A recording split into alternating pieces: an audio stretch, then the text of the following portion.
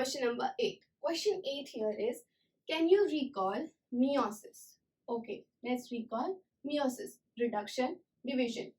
Indicate at what stage recombinant DNA is made. Okay, let's recall. So the answer to this is meiosis occurs in two opposite germ cells.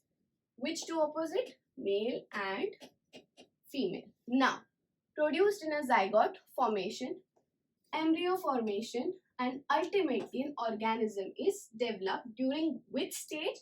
During packaging stage of meiosis 1. During this recombinant DNA technology, when foreign DNA is inserted, it further replicates to form a desired product. Students, remember packaging of meiosis 1. In packaging of meiosis 1, recombinant DNA is added and then desired organism are obtained.